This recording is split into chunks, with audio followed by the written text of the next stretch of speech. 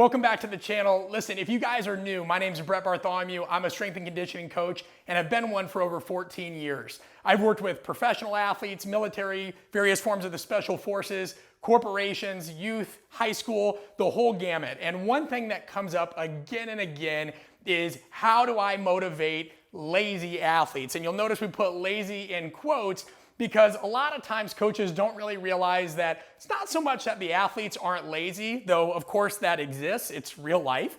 A lot of it is on us as coaches. Now, if you've read my book, Conscious Coaching, you'll know that there's points in that book where I talk about 13 critical mistakes or roadblocks coaches tend to make. And I also give insight and tips on how to deal with athletes of a variety of personality types. But this one, we're just gonna keep it clean, keep it simple, and address from a little bit of a different perspective. So this one is what you should not do. Now, these are all my opinion based on my 14 years of experience.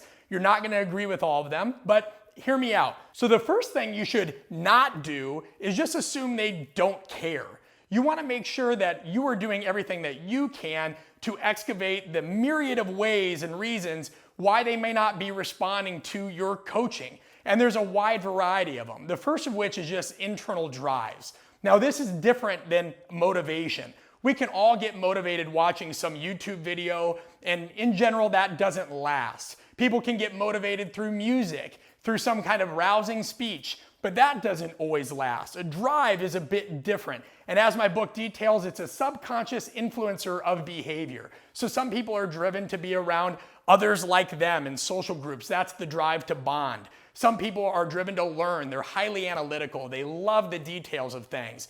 There are people that have the drive to acquire or compete. They come alive most when everything or anything is competition focused. And then there's the drive to defend. Now, these people are very much like the drive to acquire folks, except these people like when somebody tends to come after something. They like to compete, but it's not so much to acquire top dog status or more money. It's almost to prove themselves against a different kind of challenge or a heightened challenge, if you will. So if you think of these drives, learn, acquire, bond, defend, and there are certain others, you have to think about how is your programming or how are your sessions engaging each of those drives. Now, I know what you're thinking, because I've heard it firsthand from coaches myself, is, well, I shouldn't have to do this. They should just be inherently motivated.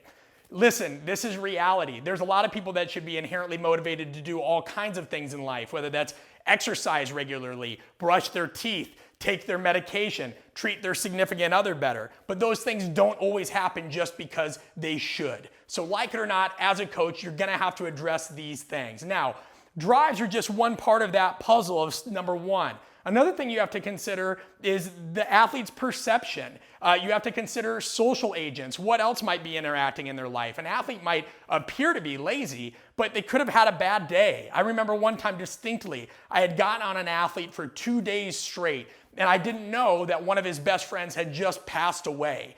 I had tried asking him a lot of different questions. We have a great relationship. We are very open, but this was something that he hadn't shared with me because it impacted him in a unique way. And I thought he was being lazy. I thought he was dogging it. In reality, he was grieving. And guys, you're gonna deal with athletes of a wide variety of ages, and people have all kinds of issues with their social group. So just assuming somebody doesn't care doesn't take into account their drives, how they're being influenced by things outside of your environment, or even their education level. And I'm not talking about formal education. I'm just talking about their overall knowledge of what you're asking them to do. How are they supposed to know that that's just gonna get them better? Now, get this, right? If I want to buy a new car, I can go take that for a test drive. I can get a feel for how it handles, how it accelerates, how it brakes, certain features.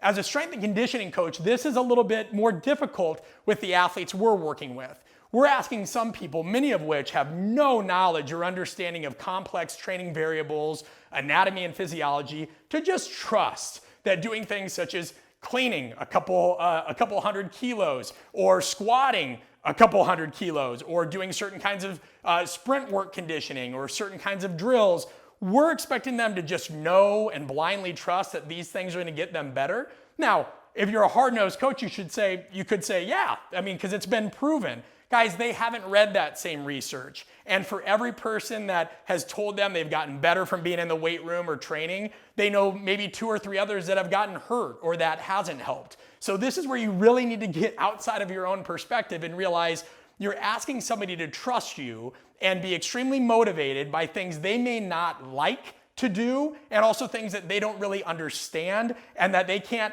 test drive, so to speak. So we've talked about perspective, we've talked about their education level, we've talked about social agents, we've talked about drives. Let's also talk about the environment.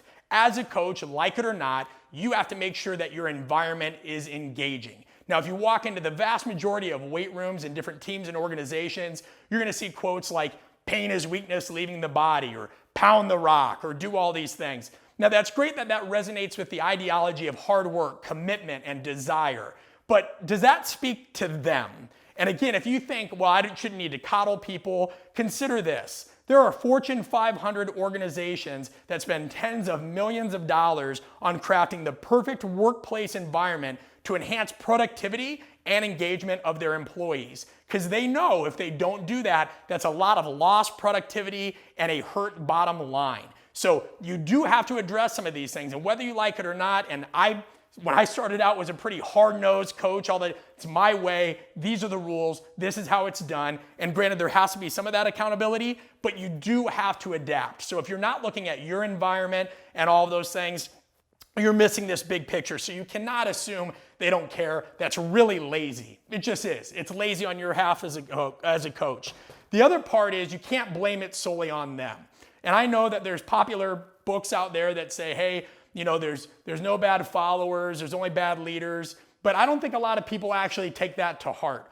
I know, because what I see and hear on social media and all these things is people, oh, it's the athlete. If they're not bought in or they're not giving it they're all and they're skipping reps, you need to kick them out. Being in the weight room's a privilege and doing this. Guys, what are you doing to assess yourself? How do you even know if you're approaching them correctly? Have you videotaped yourself? Have you analyzed and assessed a videotape of yourself coaching them? Have you listened to the audio, how you're speaking to them, how you're relating to them?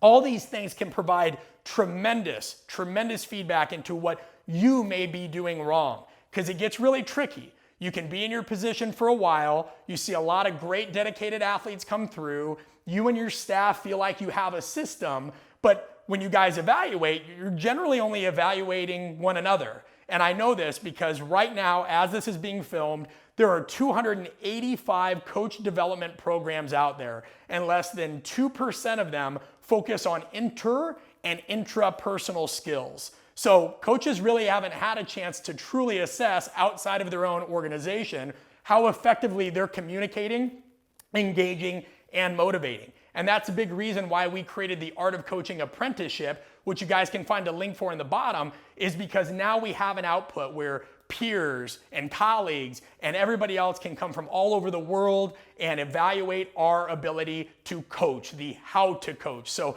don't just blame it solely on them, because all of you, and by you I mean we, I'm guilty of this too, do things wrong within that motivational environment. You have to look at yourself first.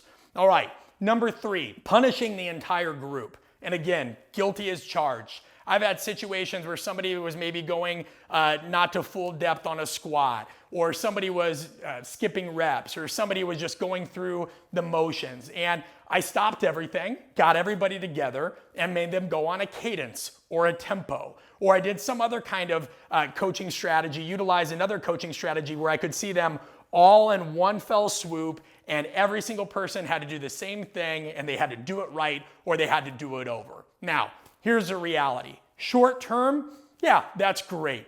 Everybody, you're gonna have teammates that are gonna get annoyed, the people that were doing it right. So now they're gonna get on the ones that were doing it wrong and say, hey, we're all in this together, come on. But if you utilize this tactic too much, nobody's gonna respond to it. It's just punitive. It's what we call in my online course, Bought In, a legitimating and sometimes even a coercive influence tactic. So it'll get you short-term results, but it's not gonna get you long-term buy-in. Here's another thing you need to consider. If you do use tempos, if you do use those kinds of things, you need to understand that every single athlete has different biomechanical and physiological constraints. So some of your athletes may not be able to go to full depth on a certain exercise. Some of them may not be able to do the exercise that you're having them do as punishment, so to speak, very well. And so you're kind of fitting everybody into this uniform box, which is the exact opposite of what coaching is supposed to be. Effective coaching is hallmarked at its top, at its purest, by being adaptable. So yes, it can help with accountability and things like that in the short term, but you're not really building long-term buy-in.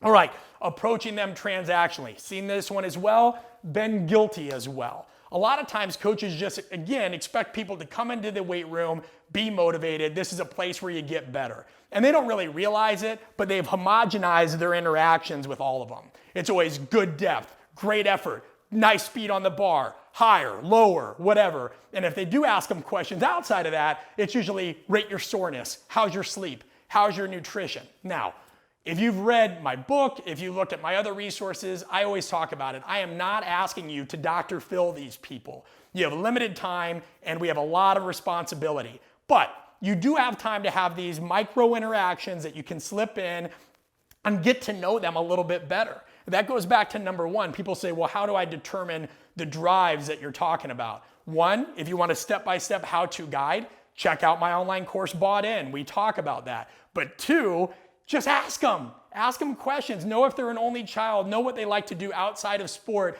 Ask who their favorite coach was and why. There are so many ways to get great information from your athletes, and you and your staff could create a simple personality-based profile off of this is what we know about Jimmy. This is what Marissa finds motivating. How have we addressed this in 3 different ways? Guys, you just have to think because it is on you. All right, always singling them out. This can be popular too, especially when I worked with youth athletes. I'd say, Jimmy, you just gonna take a nap today or what's going on? Or Richie, what, you've had enough Pro Bowls now that you feel like you can just pack it in? There's a way to do this. You can single people out and have some fun, and that can create a unique kind of just back and forth locker room dynamic. But there are also some coaches that literally will punitively single somebody out, and you've seen this in the headlines and heard about it, unfortunately. There have been all kinds of punishment-based scenarios and embarrassing things that strength coaches have resorted to that simply put are just unethical. Again, what's your long-term goal if you're gonna single them out and punish them in some punitive format where everybody's watching them or embarrass them? That is a terrible influence tactic to build long-term buy-in. And even if you see somebody do that, let's say you're trying to get control of a certain situation and they do what you've told them, they're not doing that with a sense of commitment. They're doing that with a sense of compliance. And you can bet your butt that if you do that long enough, they're gonna find ways to manipulate and do things behind the scenes to get back at you. They are. Nobody likes to be embarrassed, and it's not an appropriate scenario or tactic to use long term. If you ever use it every now and then, okay, but you have to make sure that it's ethical, that it's safe, and that really, like, you can't find another reason or something a little bit more creative to do, because there's better ways to motivate people. And then engaging only when there's an issue. There are a lot of coaches that will only really meet with an athlete if they've gone against some rule, policy, behavior. When's the last time you invited somebody into your office one-on-one to have a true conversation with them? And I'm not talking about the 3 to 5 minute meetings you have pre or post season about goals and what have you. Go meet them on their turf too. You're working with basketball players? Great. Go talk to them while they're shooting hoops. If you're able to do so, depending on the situation you're in and of course the age of the athlete, invite them out to lunch, talk to them, be real, be a person. A lot of times coaches think that they have to be seen as some superior, enigmatic figure who is just this authority. Nobody can relate to that. Of course, you need to keep a professional distance, and we talk about that a lot on my podcasts. But there's nothing wrong with being able to find other ways to relate, and most importantly, doing it at other times when there's not an issue. You want to reinforce great behavior. It's just like when you're coaching, a lot of times people will say something to an athlete only when they're doing it wrong. Hey, we need better depth. Hey, pull your shoulder blades back. Hey, make sure that you produce, we need more intent, whatever. Instead, say, nice work keeping a neutral spine. Excellent job with the control on the descent. Great work taking that cut at that angle. Be specific, be complimentary. All those things matter. So when you look at what not to do, as you guys can see, It's everything that instinctively we just want to do right off the bat when we feel like our authority is challenged, when we feel like somebody's being subversive. You have to respond. Take a breath. Don't react. Think long-term. Buy-in, true buy-in, is trust and commitment. It is a long-term process. If you don't want to work and have to motivate sometimes difficult athletes, you should not be a coach. If you expect everybody just to get in line and do the things that you want them to do without questioning, you should not be a coach. If you think that your job should be easy and it should just be about lifting weights and getting people faster, you should not be a coach. You should want to change behavior, you should want to deal with sticky circumstances, and you should be creative in the ways that you motivate other people. All right, if you guys want to learn more on this, including step-by-step how-to guides on how to deal with certain personalities of athletes, how to figure out their drives, how to lead your own staff assessment, be sure to check out the link below for my digital course, Bought In. There's over 400 coaches in it around the world. It's completely self-paced. And make sure you check out the link for our Art of Coaching apprenticeship. It's the first workshop that teaches us how to coach at a higher level, and it's for coaches of all ages who are hungry to learn and know that none of us are a finished product. Thanks, guys.